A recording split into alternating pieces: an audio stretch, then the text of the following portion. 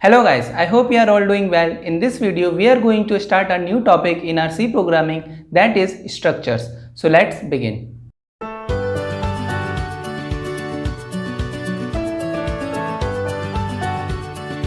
Before diving into the structures, we must first understand why we even require structures. Let's say that there is a student and we want to store its name and its roll number and its average marks. So what I will do, I will make three variables with the name. Let's say first roll number, right? Then a character array, let's say for name, and let's say the maximum name could be of 10 length, and a float for average marks, right? Here if we see the variables, we will notice one thing, that all the variables are in segregated manners. For example, roll number is entirely different, then name is entirely different, and average marks is entirely different. Basically there is no such entity like a student who is holding the all three parameters together. Okay, these all three parameters are segregated or independent of each other, and there is nothing that is binding them together. Okay, now another example, let's say that I want to store the information of 5 students, right? So I can write here roll number 5, right? And then here I'll write 5 and then 10, name for 5 students and average marks for 5 students. Okay, so I can make here array, right? The roll number of first student will be stored in the 0th location. Okay, and let's say roll number could be 1 to 7 or any. I write here R1 just for explanation. Okay, for another student it will be in first location, and for another student it will be in second location, right?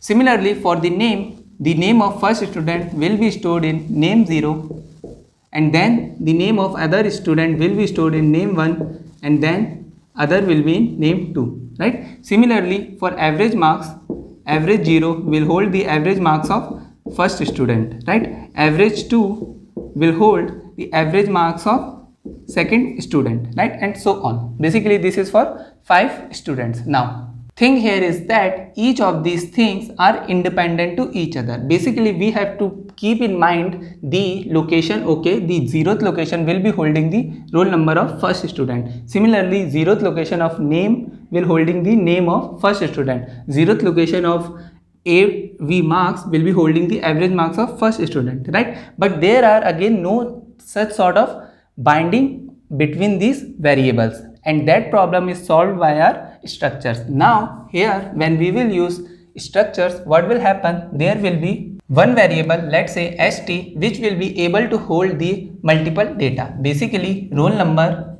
and then the name and then AV marks, right? Then there will be another student which will also able to hold its own roll number, then name, then AV marks, right? And each student will be independent of each other. So our structure will be able to hold the data of different data types. For example, here it will be able to hold the integer data type, then character and then float. Okay, but here in this approach everything was independent of each other. That is why in programming we generally prefer to use structures. Okay, whenever there is object, let's say here the student was our object and it possesses different properties like roll number, name, average marks, then we will be using structures, right? Structures. So our structure is able to hold the data of different data types. Okay, basically different data types, right? So now let's talk about how can we use structures in C. To use structures, we have to first declare our structure. For that we write the keyword struct and then the name of our structure. For example, name could be, let's say, students. Okay, then we write 2 curly braces and semicolon at the end. Okay, and inside this we write what are the variables which will be holded by our structure. Okay, for example, if the variable is st, then what are the variables or what kind of data it should able to hold. Okay, right now I am assuming that it will be holding roll number, let's say, which will be of integer type, right? And it will be holding the, let's say, char gender. Okay, gender.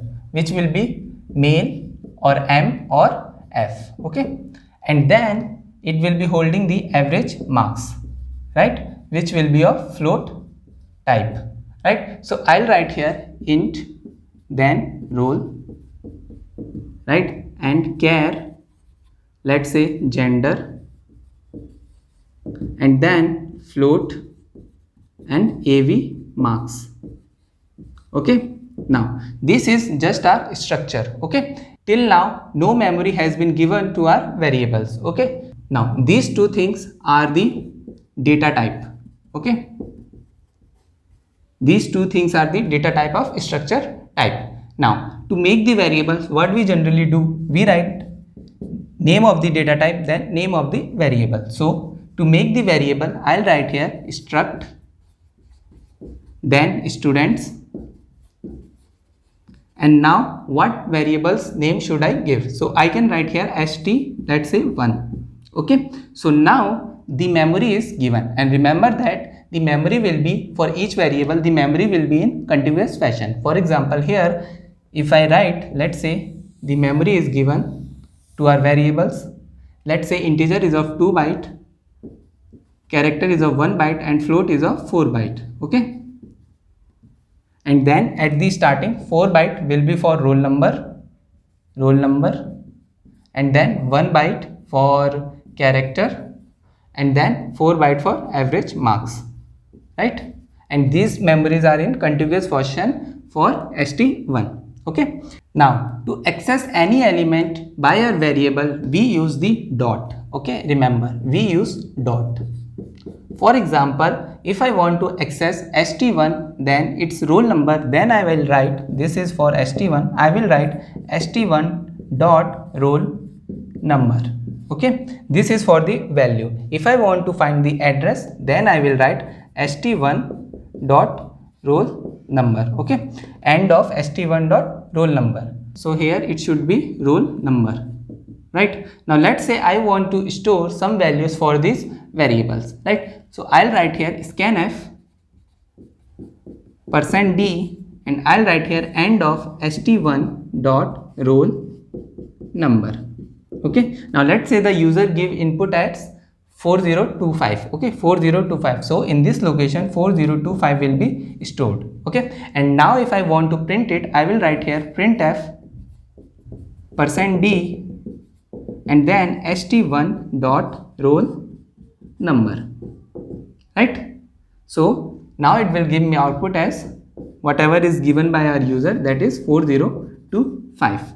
Similarly, if I want to store now the gender, then I can write here, first of all we can write here printf enter the gender of student 1, but I am directly going to the scanf part. So I can write here scanf %c, and here I'll write end of, now which variable, gender by st1. So I'll write here st1 dot gender, okay. Now whatever will be the user input will be stored in this location, right. I can write here printf %c, and then to access the whatever is present here, I'll write here st1 dot gender, okay.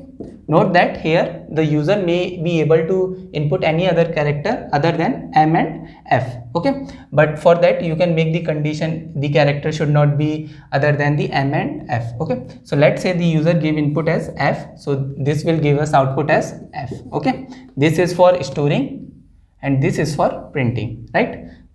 Then let's say I want to store average marks, so I can again write scanf %f, and then end of st1 dot av marks, right.